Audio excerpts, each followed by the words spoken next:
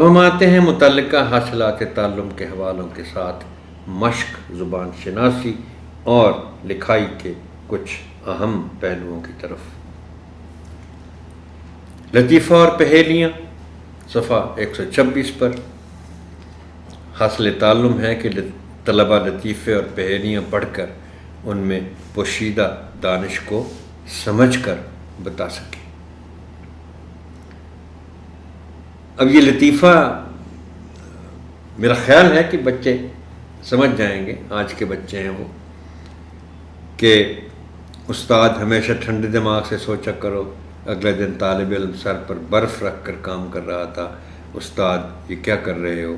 شاگرد سوچنے کے لیے دماغ ٹھنڈا کر رہا ہوں۔ اب اس میں پوشیدہ دانش کیا ہے؟ یہ آپ بچوں سے پوچھیں گے کہ بھی اگر ٹھنڈے دماغ سے سوچنے کا مطلب کیا ہے؟ اگر ان کو نہیں پتہ تو پھر آپ بتائیں گے کہ آرام سے سوچنا، جلدی جلدی کسی نتیجے پر نہ پہنچنا۔ آپ بچوں سے پوچھیں گے، ظاہر ہے کہ ان میں کیا خاص بات ہے۔ اگلی سرگرمی ہے کہ پسندیدہ سبزی پر جملے لکھوانے سے پہلے سبزیوں پر عمومی گفتگو کریں۔ حاصل تعلم ہے کہ طلبہ ماحول سے متعلق کسی موضوع پر خود سے 5 سے 7 جملے لکھ سکیں۔ اب پسندیدہ سبزی، ویسے تو یہ سرگرمی بچوں کے لیے اتنی آسان نہیں ہے، کیونکہ ان کی پسندیدہ سبزی ہے ہی کون سی؟ کون سے بچے ہیں جو کسی سبزی کو پسند کرتے ہوں گے؟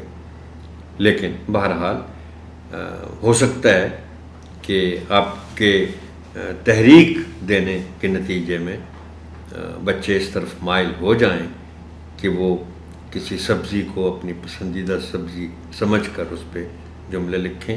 لیکن آپ جو ان کے ساتھ عمومی گفتگو کریں گے سبزیوں پر، تو اس میں سے پھر وہ کچھ نہ کچھ اخذ کر لیں گے بچے کہ بھی کون سی سبزی ہے جس کی شاید ٹیچر نے بہت تعریف کر دی ہے، وہ اس کو اسی کو پسندیدہ سبزی سمجھ لیں اور اس پر